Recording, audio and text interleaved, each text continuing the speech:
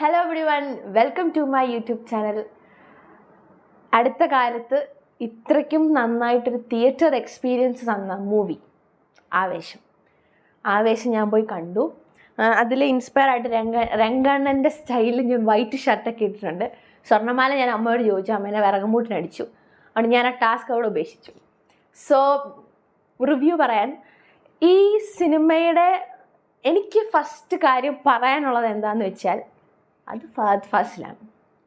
ആ മനുഷ്യൻ കടന്ന് കാട്ടിക്കൂട്ടുന്ന പരിപാടി, അതൊരു രക്ഷയില്ലാത്ത രീതിയിലുള്ള സ്ക്രീൻ പ്രസൻസും അതേ ഇങ്ങനെ വരുമ്പോൾ നമ്മളിങ്ങനെ എന്താ അധികം അടുത്ത് ചെയ്യാൻ പോകുന്നതെന്ന് ആലോചിച്ച് നമ്മളിങ്ങനെ ഭയങ്കര സ്ക്രീൻ പ്രസൻസ്, ഹ്യൂമർ ആയിക്കോട്ടെ, അടി ആയിക്കോട്ടെ, mass swag, completely Fahadh Faasil ഈ സിനിമയിൽ അടിച്ച് പൊളിച്ച് ചെയ്തിട്ടുണ്ട്.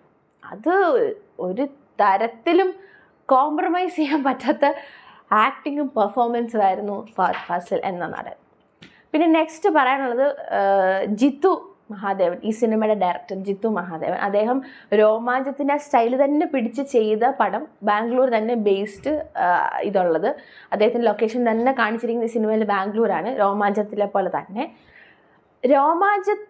നമുക്ക് തന്നത് ഹൊറർ കോമഡി ആണെങ്കിൽ ഈ സിനിമ ഒരു ഹൊറർ എലമെൻറ്റ്സ് അവിടെ ഇവിടെ ഇച്ചിരിയായിട്ടുണ്ട്, പക്ഷേ മാസ് കോമഡി എൻ്റർടൈനറാണ് ആവേശം. കാരണം ഞാൻ പോയി തിയേറ്ററിൽ കണ്ടപ്പോൾ എന്നാ വൈബായിരുന്നെന്നറിയോ. ഓരോ ടൈമിലും ഓരോ കാര്യങ്ങൾ വരുമ്പോൾ ഫൈറ്റ് ആയിക്കോട്ടെ, കോമഡി ആയിക്കോട്ടെ, full on, theatre full on ആയിരുന്നു.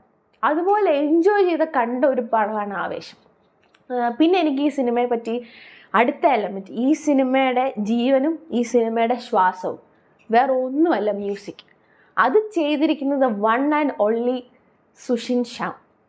മഞ്ഞുമൽ ബോയ്സിന് ശേഷം അദ്ദേഹം ചെയ്ത അടുത്ത പടം. കാരണം സുഷിൻ എന്ന് പറഞ്ഞു കഴിഞ്ഞാൽ ഇപ്പോൾ ഒരു എന്താ പറയുക, ഒരു റീപ്ലേസ് ചെയ്യാൻ പറ്റാത്ത ഒരു മ്യൂസീഷ്യൻ അല്ലെങ്കിൽ ഒരു കമ്പോസറായി മാറിയിരിക്കുകയാണ് സുഷിൻ. അത് ഭയങ്കര ഗംഭീര മ്യൂസിക്.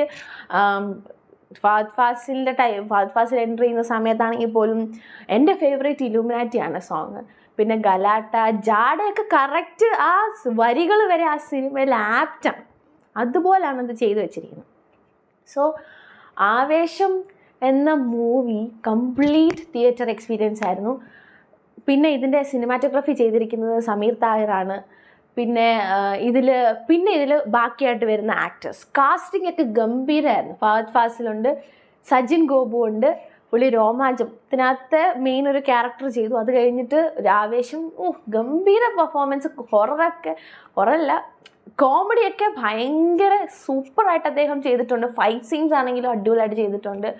പിന്നെ ഹിപ്സ്റ്റർ മിഥുൻ ജയശങ്കർ, റോഷൻ ഷാനവാസ്, അവർ കോളേജ് ബോയ്സ് എൻജിനീയറിംഗ് പഠിക്കുന്ന പിള്ളേരാണ്. അവർ നന്നായിട്ട് ചെയ്തിട്ടുണ്ട്. അവരുടെ ആ ഒരു ഇതനുസരിച്ച്, ആ ഒരു ക്യാരക്ടർ അനുസരിച്ച് ഗംഭീരമായിട്ട് ചെയ്തു വെച്ചിട്ടുണ്ട്. അതുപോലെ തന്നെ കുട്ടി എന്ന ക്യാരക്ടർ ചെയ്ത്, എനിക്ക് പേരറിയത്തില്ല ആക്ടറിൻ്റെ, ഗംഭീര. അത് ഞാൻ പറഞ്ഞില്ലേ, ഫുൾ ടോട്ടലി ഈ സിനിമയുടെ കാസ്റ്റിംഗ് അടിപൊളിയായിട്ട് കറക്റ്റായിട്ട് പ്ലേസ് ചെയ്തിട്ടുണ്ട്.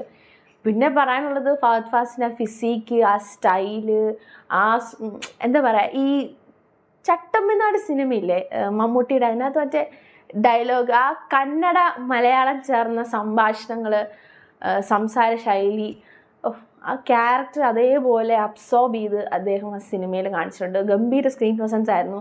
പിന്നെ ഈ സജിൻ ഗോപുവിൻ്റെ അമ്പാടി എന്ന് പറഞ്ഞ ക്യാരക്ടറും രംഗയും തമ്മിൽ ഭയങ്കര കോമ്പിനേഷനാണ്. ചില സമയത്ത് ഇവർ തമ്മിലുള്ള സീൻസൊക്കെ ഭയങ്കര രസമാണ് കണ്ടുകൊണ്ടിരിക്കുക. അതുപോലെ കോമ്പിനേഷൻ ആയിരുന്നു രംഗയും അമ്പാടിയും എന്ന രണ്ട് ക്യാരക്ടേഴ്സ്. പിന്നെ ഈ സിനിമ ഫസ്റ്റ് ഹാഫൊക്കെ ഗംഭീരമായിരുന്നു, പക്ക എൻ്റർടൈനർ. അടിയും കോമഡിയും എല്ലാം. ഫഹദ് ഫാസിൻ്റെ വരവോട് കൂടി ആ സിനിമയിൽ ആ ക്യാരക്ടറിൻ്റെ എൻട്രിയോട് കൂടി കംപ്ലീറ്റ് ആ സിനിമയുടെ സ്കെയിൽ ഇങ്ങനെ മുകളിലോട്ട് പോവുക. അതുപോലെ പെർഫോമൻസ്. പിന്നെ നമ്മുടെ ലാസ്റ്റ് ഒരു കോമിക്സ് പോലെ ഒരു സംഭവമുണ്ട്, അടിപൊളിയായിരുന്നു. കാരണം എനിക്ക് ലാസ്റ്റ് ആ സിനിമ കഴിഞ്ഞിട്ട് ആ തിയേറ്ററിൽ നിന്ന് വരാൻ തോന്നിയില്ല, അതിങ്ങനെ ഫുൾ കണ്ടുകൊണ്ടിരിക്കാൻ തോന്നും. അതുപോലെ ഗംഭീരമായിട്ട് ആ ഇലുമിനാറ്റി പാട്ടും കൂടെ ആയപ്പോഴത്തേക്കും കിടുക്കി. ആവേശം സത്യം പറഞ്ഞാൽ ഒരു കംപ്ലീറ്റ് തിയേറ്റർ എക്സ്പീരിയൻസ് ആണ്. ഇത് തിയേറ്ററിൽ പോയി മാക്സിമം ഒരു ഡോൾബി സറൗണ്ടിലോ അറ്റ്മോസിലോ കണ്ട് കാണേണ്ട പടമാണ്. ഞാൻ സറൗണ്ടിലാണ് കണ്ടത്. ഗംഭീര എക്സ്പീരിയൻസ്. ഞാൻ ശരിക്കും എൻജോയ് ചെയ്തു. ക്രൗഡും അടിപൊളിയായിരുന്നു, ഭയങ്കര വൈബായിരുന്നു, ഫുൾ ഓൺ ആയിരുന്നു ഈ പടം. അപ്പോൾ എനിക്ക് പേഴ്സണലി ഒരു കാര്യം പറയാനുള്ളത്, ഇത് എല്ലാവർക്കും ഇഷ്ടപ്പെടുന്ന ഒരു പടമല്ല. മോസ്റ്റ്ലി ഇഷ്ടപ്പെടുന്ന എൻ്റെ ഒരു ഇതനുസരിച്ച് യങ്സ്റ്റേഴ്സ് അല്ലെങ്കിൽ രംഗ എന്ന ക്യാരക്ടറിനെ കുറച്ചൊക്കെ റിലേറ്റ് ചെയ്യാൻ പറ്റുന്ന ആൾക്കാർക്കൊക്കെ ഇഷ്ടപ്പെടത്തുള്ളൂ. ഇത് പ്രായമായവരോ അല്ലെങ്കിൽ കുഞ്ഞു പിള്ളേരൊക്കെ കൊണ്ട് കാണിച്ച് കഴിഞ്ഞാൽ അവർക്കൊന്നും ഇഷ്ടപ്പെടത്തില്ല. അത് not everyone's cup of tea ആണ് ആവേശം. പക്ഷേ തിയേറ്റർ എക്സ്പീരിയൻസ്, തിയേറ്റർ നിങ്ങൾക്ക് ശരിക്കും എക്സ്പീരിയൻസ് ചെയ്യണമെങ്കിൽ ഡെഫിനറ്റ്ലി ആവേശം മസ്റ്റ് വാച്ച് ആണ്. അത് ഓഡിയൻസിൻ്റെ ഇതാണ്, യങ്സ്റ്റേഴ്സിൻ്റെ സ്റ്റോറി ആയതുകൊണ്ട് അഡൾട്ട്സിനൊക്കെ ഇഷ്ടപ്പെടത്തില്ല, അതങ്ങനെയാണ്. പിന്നെ എനിക്ക് പറയാനുള്ളത്, ഇത് ഇമ്പോർട്ടൻ്റ്, കാരണം എൻ്റെ ഒരു സ്വകാര്യ അഹങ്കാരമായി മാറിയിരിക്കുകയാണ്. വേറൊന്നുമല്ല, Malayalam industry, Malayalam cinema industry ഇപ്പം നമ്മുടെ സിനിമയുടെ പീക്ക് ടൈമാണ്. പീക്ക് ടൈം ഈ ഈ സമയത്ത് ഇറങ്ങുന്ന മൂവീസ് എല്ലാം വിജയിച്ചുകൊണ്ടിരിക്കുകയാണ്. അടിപൊളി. വർഷങ്ങൾക്ക് ശേഷം ഞാൻ കാണാൻ പോവുകയാണ്, അതും നല്ല പടമാണെന്ന് പറയുന്നു. ആൻഡ് ഞാൻ പേഴ്സണലി പറയും, ഒരു മലയാളി ആയിരിക്കുന്നതിൽ ഞാൻ അഹങ്കരിക്കുന്നുണ്ട്. ഞാൻ അതിൽ അഭിമാനം കൊള്ളുന്നുണ്ട്. As a cinema lover, this is a golden era for Malayalam cinema. അത് തിയേറ്ററിൽ ആണെങ്കിൽ പോലും എങ്ങനെയാണെങ്കിൽ പോലും നമ്മൾ ആ ഒരു പീക്ക് ടൈം, ആ ഒരു ക്രിയേറ്റിവിറ്റി, ആ ഒരു ഡെഡിക്കേഷൻ, ആ ഒരു ഹാർഡ് വർക്കിൻ്റെ റിസൾട്ട്. ഇനിയും സിനിമകൾ മലയാളത്തിൽ ഇറങ്ങാൻ കിടക്കുന്നു. I M so excited. എല്ലാം കാണണം, എല്ലാം കണ്ട് എനിക്ക് അത്രയ്ക്കും എക്സ്പീരിയൻസ് ചെയ്യണമെന്നാണ് എൻ്റെ ആഗ്രഹം. സോ എടാ മോനെ, do watch Aavesham in theatres nearby you. So നിങ്ങൾക്ക് ഇഷ്ടപ്പെട്ടെങ്കിൽ നിങ്ങളുടെ കമൻസ് താഴെ പറയുക. So subscribe to my YouTube channel and click the notification bell for more videos.